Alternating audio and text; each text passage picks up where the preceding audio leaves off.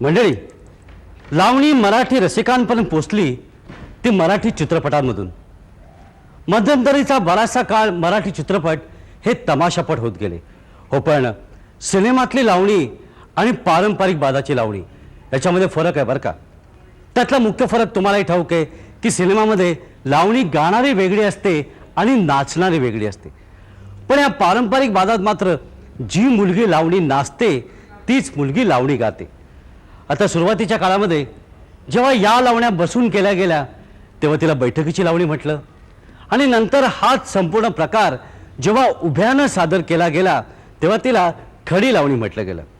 तेव्हा पाहूया आणि आस्वाद घेऊया पाहून जिची अदा, झालाय तुम्हीही फिदा अशी सुरेखा पुणेकर आणि तिनं सादर केलेली नाशिकच्या नारीच्या शृंगाराचं नखशिखांत वर्णन करणारी खडी शृंगारिक पारंपरिक लावणी।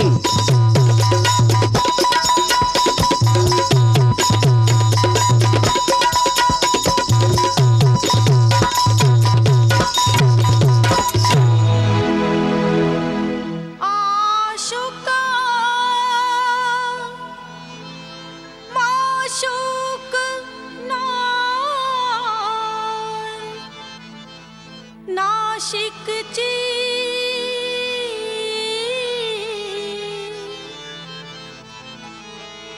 आशुक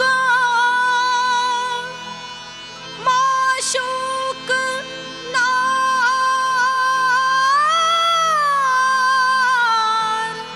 नाशिकची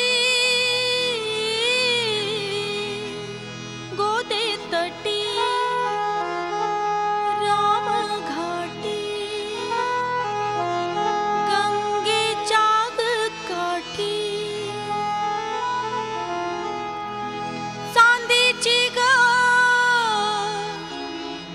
लोटी बसली गाशीत, आता चांदीची ग लोटी बसली गाशीत, बाई चांदीची ग लोटी बसली गाशीत।